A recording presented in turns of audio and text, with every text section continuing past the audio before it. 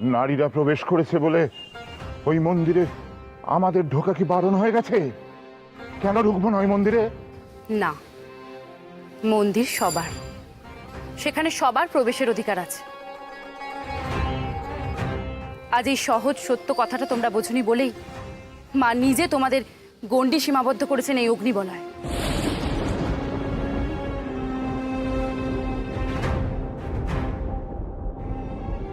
আর তাছাড়া কোন লজ্জায় তোমরা মন্দিরে প্রবেশ করবে বলো তো?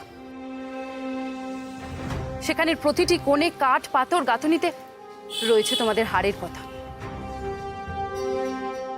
নারী শক্তির কাছে তোমাদের এই হাড়ের লজ্জা সইবে তো? আজ যদি লোকনাথের কথা আমরা মেনে নিতাম তাহলে আমাদের সকলকে এভাবে শাস্তি পেতে হতো না।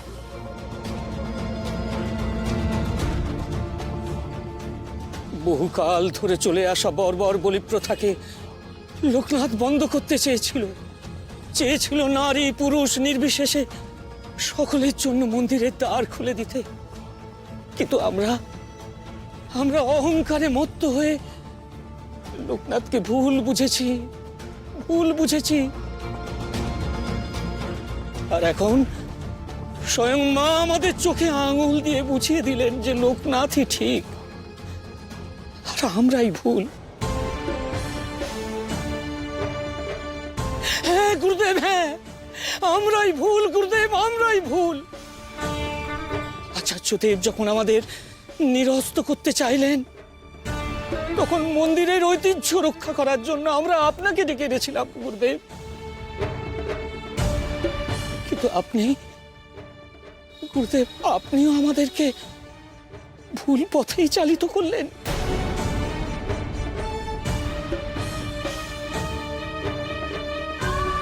কিন্তু আমি যে ভেবেছিলাম মা শুধুমাত্র তান্ত্রিকদের জন্যই কালীঘাটের এই সাধন ক্ষেত্র তৈরি করেছে। মায়ের কাছে তান্ত্রিক, সাধক, পুরোহিত, সাধারণ মানুষ, নারী পুরুষ, বৃদ্ধ বৃদ্ধা, শিশু সবাই সমান। তার কাছে জাত কুলের কোনো ভেদাভেদ নেই, সবাই মায়ের সন্তান। আমরা মায়ের সম্মুখে যেতে চাই, মায়ের পুজোয় আমরা নিমজ্জিত হতে চাই। দয়া করে এই অগ্নিবলয় থেকে আমাদের মুক্ত করুন। আমরা মন্দিরের ভেতরে প্রবেশ করতে চাই। মাকে ডাকো, তিনিই তোমাদের মন্দিরে প্রবেশাধিকার দেবেন।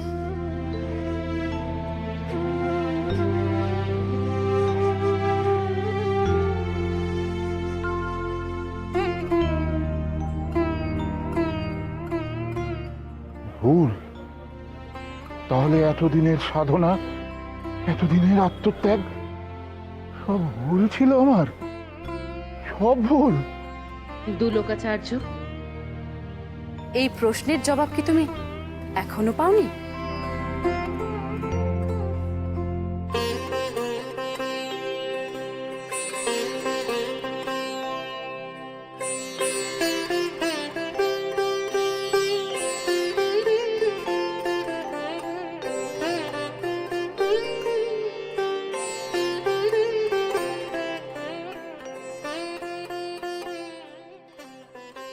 পুজোর সময় হয়ে এলো।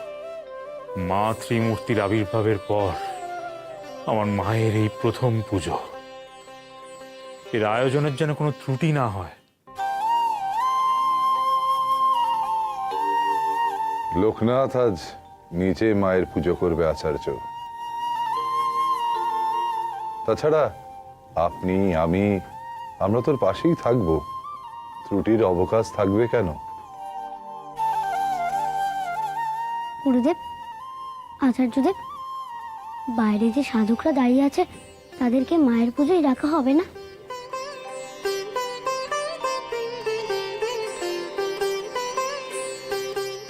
মা যদি তাদের ক্ষমা করে দিয়ে থাকেন, আমরা আটকানোর কে লোকনাথ?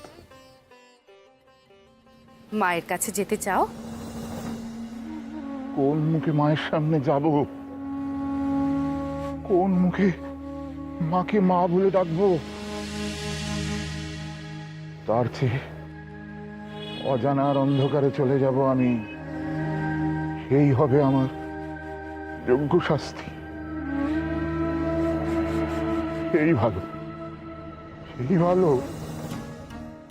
এই পোড়ার মুখ আমি আর মাকে দেখাবো না।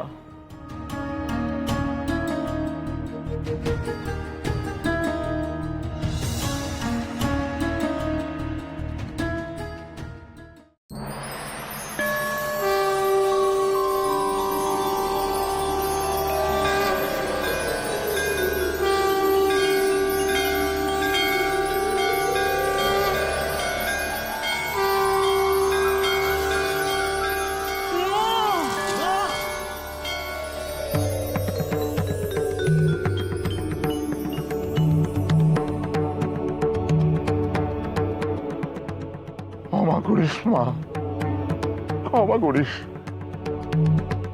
তোর এই পাপী সন্তানকে তুই ক্ষমা করে দিস মা, ক্ষমা করে দিস।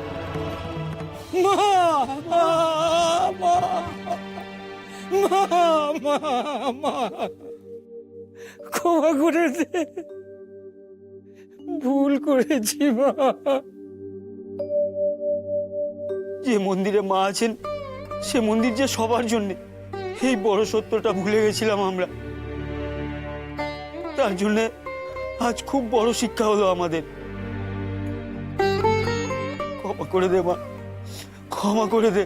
আর কখনো নারী পুরুষ ভেদ জ্ঞান করবো না মা। মা তোমার কাছে আমরা যে সকলে এক, সবাই এক।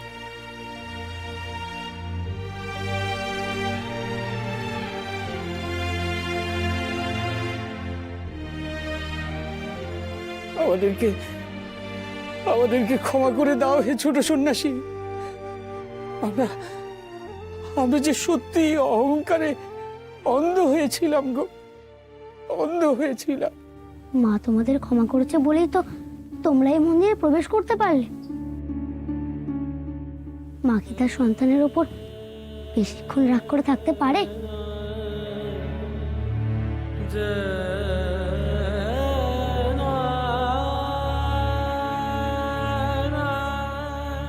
জগতাচার্য, লক্ষণাচার্য, তোমরা সবাই এসছো, কিন্তু গুরুদেব কোথায়? তাকে তো দেখতে পাচ্ছি না।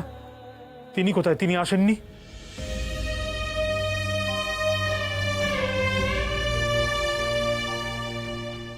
না আচার্যদেব, উনি আসেননি। উনি ওনার কৃতকর্মের জন্য অনুতপ্ত। মা তো সবাইকে মাফ করে দিয়েছেন, তবু তিনি মন্দিরে আসলেন না কেন?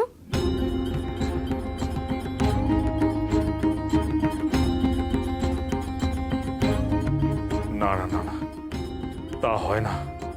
আমার মায়ের পুজো হবে অথচ গুরুদেব থাকবেন না, তা হতে পারে না। আমি যাচ্ছি জগতাচার্য, আমি গুরুদেবের কাছে গিয়ে তাকে এখানে নিয়ে আসছি।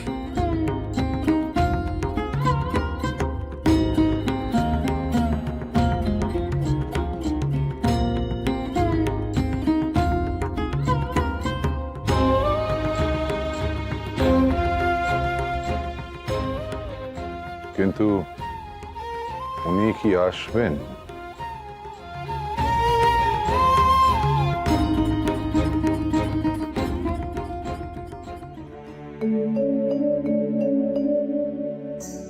গুরুদেব, গুরুদেব, আপনি মন্দিরের বাইরে বসে কেন আপনি মাকে ডাকছেন? কেন কাঁদছেন গুরুদেব? সব দ্বন্দ্ব, সব জটিলতার তো অবসান হয়েছে। মা তো বুঝিয়ে দিয়েছেন গুরুদেব যে তিনি কি চান। মা আজ আমাকে অনেক বড় শিক্ষা দিয়ে দিয়েছেন, চোখে আঙুল দিয়ে দেখিয়ে দিয়েছেন আমার সাধনার অসারতা। অহংকারে মত্ত হয়ে আমি যে কত পাপ করেছি মা সব দেখিয়ে দিয়েছে, সব। কিন্তু মা তো আমাদের সকলকে ক্ষমা করে দিয়েছেন গুরুদেব। আদর করে সন্তান স্নেহে আমাদের কাছে টেনে নিয়েছেন। চলুন গুরুদেব, মন্দিরে প্রবেশ করে মায়ের পুজো করে অশ্রু জলে মায়ের চরণ ধুয়ে দিয়ে সমস্ত পাপ বোধ ধুয়ে ফেলবেন। চলুন। না প্রণবানন্দ, না। এতদিন ধরে আমি যে পাপ করেছি তার স্খলন একদিনে হয় না। আমি যে জীবনে কত ভুল করেছি তা আমি আজ বুঝতে পেরেছি। যে জন্য এত চেষ্টা সত্ত্বেও আমি মায়ের দেখা পাইনি। মিথ্যে হয়ে গেছে আমার সমস্ত শিক্ষা সাধনা প্রণবানন্দ। তাই আজ মায়ের এই মন্দিরে আমার কোনো ঠাঁই নেই। গুরুদেব, গুরুদেব, আপনি তবে কি করতে চান? চলে যাব, কঠিন সাধনার পথে চলে যাব আমি। যে সাধনা করলে আমি লোকনাথের মতো মহৎ হতে পারবো, উদার হতে পারবো, সেই সাধনা করতে চাই আমি প্রণবানন্দ। যে সাধনায় নারী পুরুষ উচ্চ নীচ জাতি সমস্ত ভেদাভেদ ঘুচে যায়, সেটাই তো আসল সাধনা। আমি সেই সাধনা করতে চাই। হিমালয়ের গভীর থেকে গভীরতম জায়গায় গিয়ে আমি সম্পূর্ণ নিজেকে আলাদা করে নিয়ে সেই সাধনা করতে চাই। বেশ, আপনি তাই করুন গুরুদেব। কিন্তু যাওয়ার আগে লোকনাথের সঙ্গে একবার দেখা না করে আপনি... দোহাই প্রণবানন্দ, এই অনুরোধ তুমি আমাকে করো না। ওই বালকের নিষ্পাপ মুখের দিকে তাকালে অনুতাপে দগ্ধ হয়ে যাব আমি। কোন মুখে আমি ওর মুখের দিকে তাকাবো বলতে পারো? না না, আমি যাই। কিন্তু গুরুদেব, মায়ের এই মন্দির তোমার উপর কালীঘাটের এই মন্দিরের সব দায়িত্ব দিয়ে গেলাম আমি। তুমি যা সিদ্ধান্ত নেবে তাই হবে। আর তারপর আমাদের সবার উপরে তো মা আছেন, মাই পথ দেখাবেন। জয় মা কালী, জয় মা কালী, জয় মা কালী। গুরুদেব,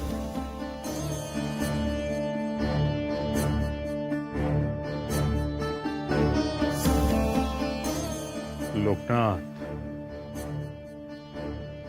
লোকনাথ রে, তুই আমাদের সকলের মধ্যে চেতনা ফিরিয়ে দিলি লোকনাথ। আমাদের সকলকে মহাপাপের হাত থেকে রক্ষা করলি তুই।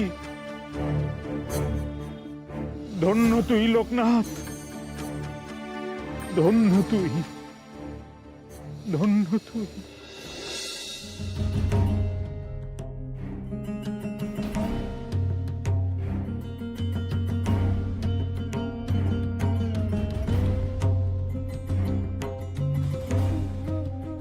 কি হলো?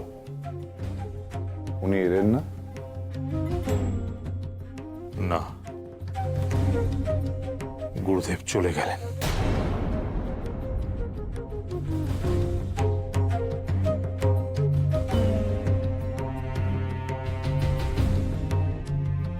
চলে গেলেন?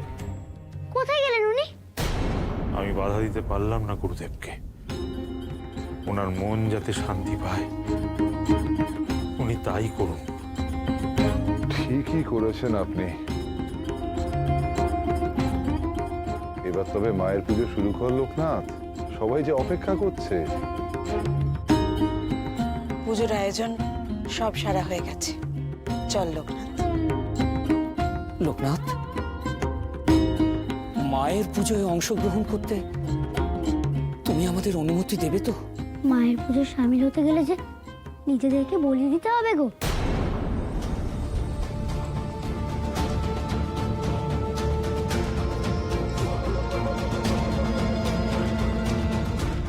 তুই কি বলছিস লোকনাথ? যে প্রথার বিরুদ্ধে তুই নিজে, তুই তাই আবার। এ বলি সে বলি নয় গো, তোমরা একটু শান্ত হও। মায়ের পুজো দিতে গেলে যে নিজের মনের অহংকারকে বলি দিতে হয়, তবে না মায়ের সন্তান হয়ে উঠতে পারবে।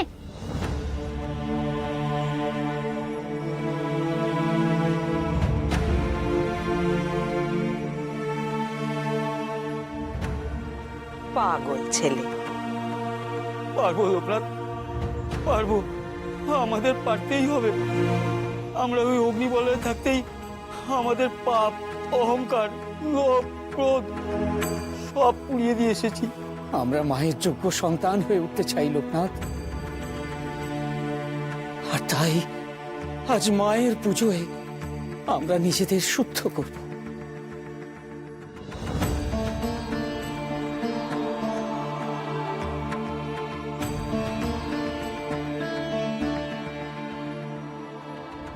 লোকনাথ চল, এবার পুজো শুরু কর।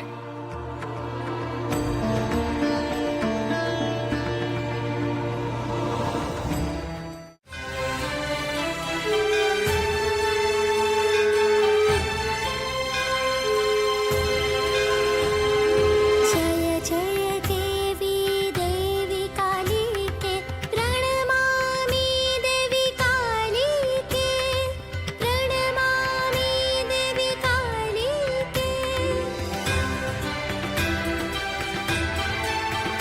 ॐ सद्यश्चिन्न शिरं खड्ग वामाधूर्धकरम्बोजाम् अभयं वरदं चैव दक्षिणोर्धाधा पानीकम् जय जय देवी देवी काली के प्रणमामि देवी काली के प्रणमामि देवी काली के